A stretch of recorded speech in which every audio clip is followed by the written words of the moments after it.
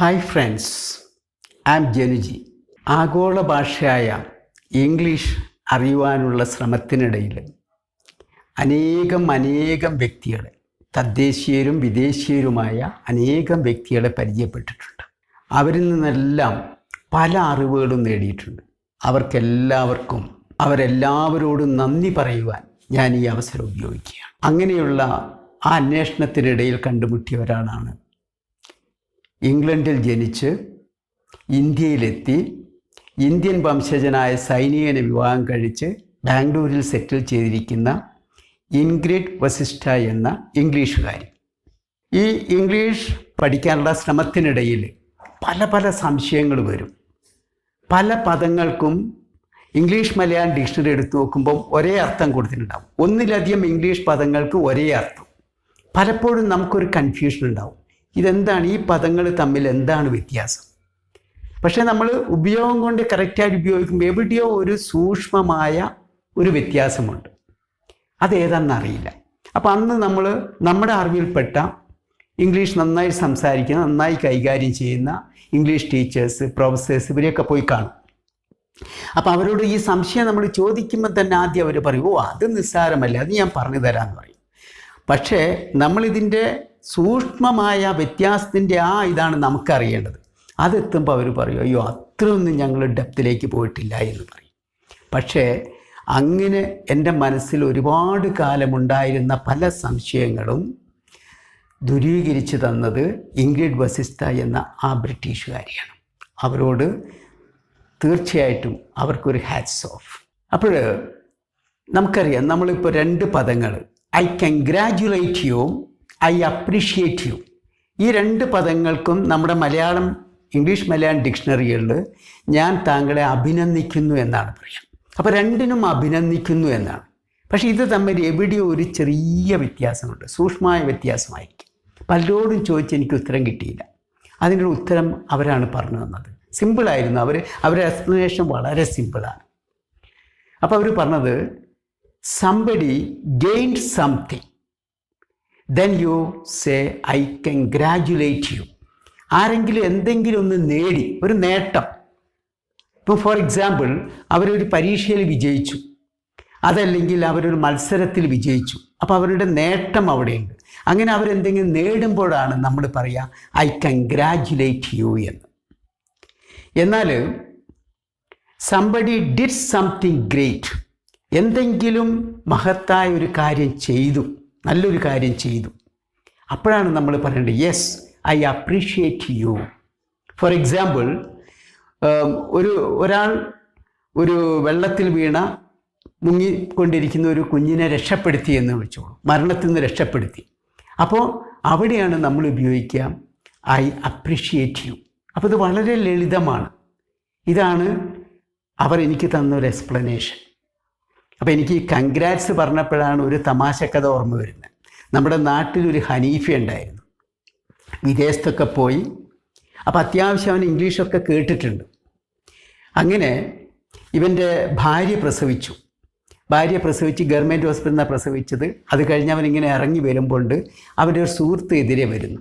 സുഹൃത്തിനെ കണ്ടപാട് അവൻ സന്തോഷത്തോടു കൂടി പറഞ്ഞു, എൻ്റെ ഭാര്യ പ്രസവിച്ചിട്ടോ, കൺഗ്രാറ്റ്സ്. ഇത് രണ്ടും കൂടിയാണ് അവൻ പറഞ്ഞത്. പക്ഷേ ഇത് കേട്ട ആ സുഹൃത്താകെ ഞെട്ടിപ്പോയി. അവനൊരു സംശയം, അല്ല ഇവന് കൺഗ്രാറ്റ്സ് പറയുന്നു, അതായത് ഭാര്യ പ്രസവിച്ചതിന് ഇവനോടാണ് കൺഗ്രാറ്റ്സ് പറയേണ്ടത്. അപ്പം എന്താണ്, ഭാര്യ പ്രസവിച്ചു എന്ന് പറയുമ്പോൾ കേട്ട ആൾ തിരിച്ച് ഇങ്ങോട്ട് ഇവനെ കൺഗ്രാറ്റ്സ് ചെയ്യണം. പക്ഷേ ഹനീഫ് എങ്ങനെ കേട്ടിട്ടുണ്ട്, ഇങ്ങനെയൊക്കെ പറയുമ്പോൾ കൺഗ്രാറ്റ്സ് പറയണമെന്ന്. അതിൻ്റെ വ്യത്യാസം അവൻ അറിയില്ലായിരുന്നു. ഏതായാലും ആ കേട്ട സുഹൃത്തിന് ഇംഗ്ലീഷ് അറിയുന്നതുകൊണ്ടാണ് അവൻ സംശയിച്ചത്. ഇവനോ മറ്റേ എന്നെ സംശയിക്കും, ഇതിന് ഉത്തരവാദി ഞാനോ മറ്റേ ആണോ എന്നുള്ള ഒരു സംശയം. ഏതായാലും ഈ തമാശ പിന്നീട് ഏതോ ഒരു സിനിമയിൽ കണ്ടു എന്നൊക്കെ പറഞ്ഞു. പക്ഷേ ഇത് ഞങ്ങളുടെ നാട്ടിൽ ശരിക്കും സംഭവിച്ചൊരു കഥയാണ്. അതുപോലെ ഡ്രൈവ് ആൻഡ് റൈഡ്, രണ്ടിനും വാഹനം ഓടിക്കുക എന്നാണ് അർത്ഥം. ഡിക്ഷണറി എടുത്ത് നോക്കിയാൽ കാണാം, ഡ്രൈവ്, DRIV ഡ്രൈവ്, അതുപോലെ തന്നെ RID റൈഡ്, രണ്ടിനും ഒരേ അർത്ഥം കൊടുത്തിരിക്കുന്നതാണ്. പക്ഷേ ഇതിനും സൂക്ഷ്മമായൊരു വ്യത്യാസമുണ്ട്. സാധാരണ നമ്മൾ 2 വീലേഴ്സ്, അതായത് മോട്ടോർ സൈക്കിൾ, ബൈക്ക്, സ്കൂട്ടർ, ഇങ്ങനെ 2 വീലേഴ്സ് ഉണ്ട്. ഈ ടു വീലേഴ്സിനാണ് റൈഡ് എന്ന പദം ഉപയോഗിക്കുക. അതുപോലെ തന്നെ ഏതെങ്കിലും മൃഗങ്ങളുടെ പുറത്ത്, ആന, കുതിര തുടങ്ങിയ മൃഗങ്ങളുടെ പുറത്ത് സവാരി ചെയ്യുന്നതിനും റൈഡ് എന്ന പദം ഉപയോഗിക്കും.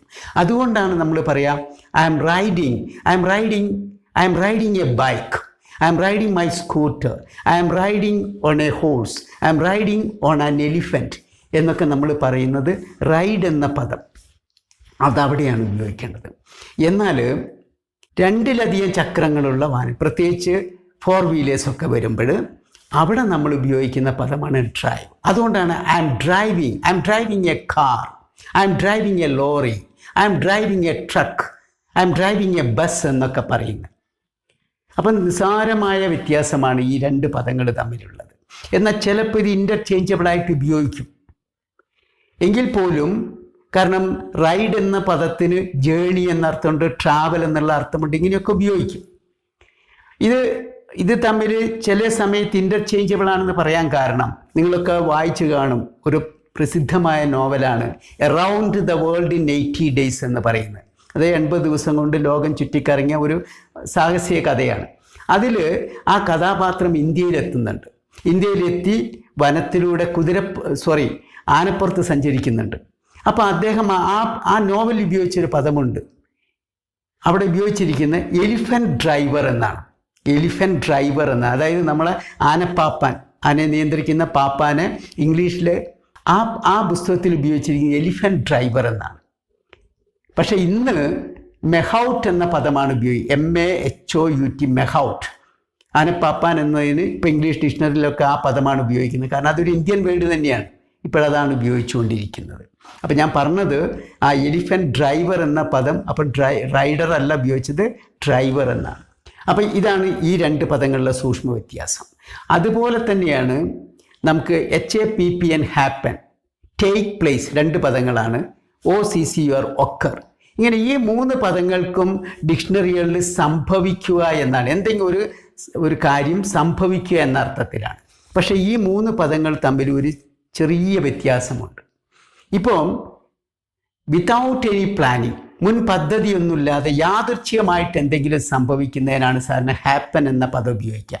അതുകൊണ്ടാണ് ദ ആക്സിഡൻറ്റ് ഹാപ്പൻഡ് എന്ന് ഉപയോഗിക്കുക. അതായത് അപകടം നടന്നു എന്നാണ്. ദ ആക്സിഡൻറ്റ് ഹാപ്പൻഡ് യെസ്റ്റർഡേ, ഇന്നലെ ആ അപകടം നടന്നു. കാരണം അത് പ്ലാൻ ചെയ്തതല്ല, യാദൃച്ഛികമായിട്ട് സംഭവിച്ചതാണ്.